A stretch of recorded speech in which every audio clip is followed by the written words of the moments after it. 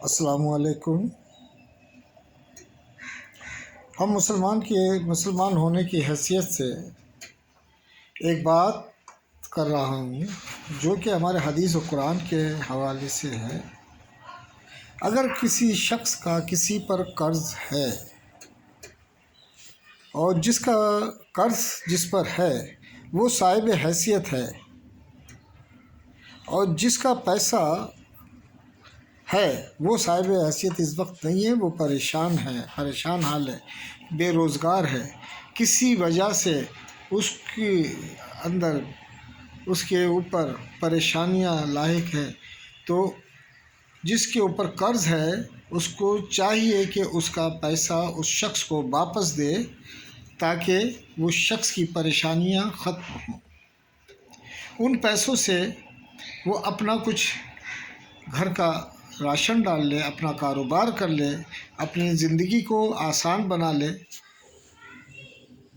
یہ حدیث و قرآن کے حوالے سے ہے۔ اور جو شخص قرض دار ہے اور وہ قرض نہیں لوٹا رہا ہے تو اس کے اوپر اللہ تعالیٰ کی نالت ہے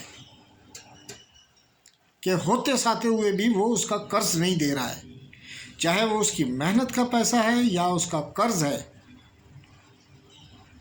سمجھے؟ وہ اپنی عیاشیاں کر رہا ہے، اپنے اوپر خرچ کر رہا ہے، اپنے بچوں پہ خرچ کر رہا ہے، اور اس کے پاس اپنا گھر بھی ہے اور پھر بھی وہ پیسے نہیں دے رہا ہے۔ اور جس کا پیسہ ہے اس کے پاس گھر بھی نہیں ہے اپنا، وہ کرائے پر رہ رہا ہے، وہ بہت ساری پریشانیوں سے گزر رہا ہے، بے روزگار ہے، بیمار ہے۔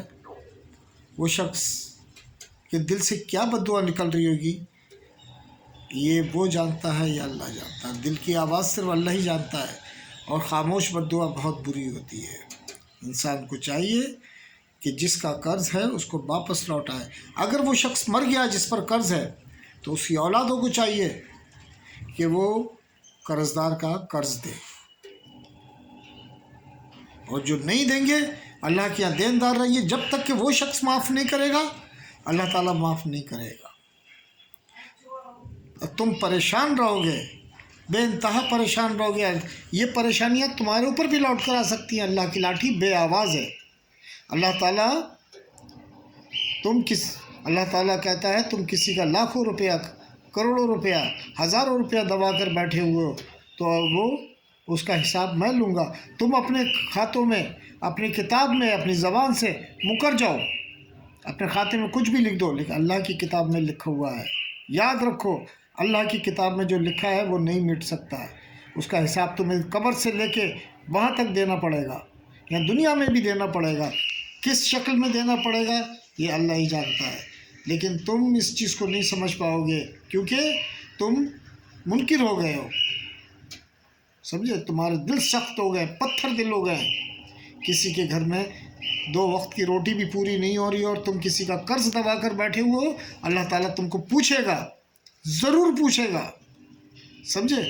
تم سے، تمہاری اولادوں پہ کہیں نہ کوئی پریشانی، کوئی نہ کوئی بیماری، کوئی نہ کوئی ایسی چیز آئے گی، کیونکہ بند زبان کی بد دعا بہت بری ہوتی ہے، خاموش بد دعا بہت بری ہوتی ہے۔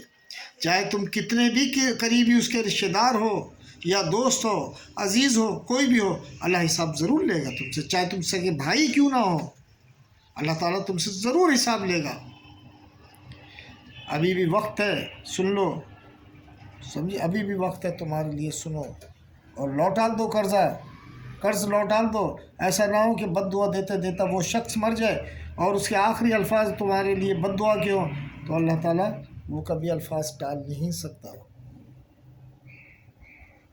خدا کے لیے ابھی بھی قرض لوگوں کا لوٹاؤ، تمہارے کو اللہ کے لیے ابھی بھی قرض لوگوں کا لوٹاؤ۔ کسی پر اگر احسان کر کے اس کا پیسہ دبا لیا ہے تو یہ تمہارا احسان اس پر نہیں ہے، یہ تم اور مزید گناہوں میں دھستے چلے جا رہے ہو، دھس گئے ہو گناہوں میں، دلدل میں پھنس رہے ہو تم اپنے گناہوں کی۔ سمجھے؟ اپنی عیاشیوں پر، اپنی بدماشیوں پر تم نے خرچ کیے، اور کسی کی تنخواہوں کو روکا ہے، تم نے کسی کا حق روکا ہے، کسی کا حق مارا ہے، اللہ تعالیٰ ضرور تم سے پوچھے گا۔ السلام علیکم۔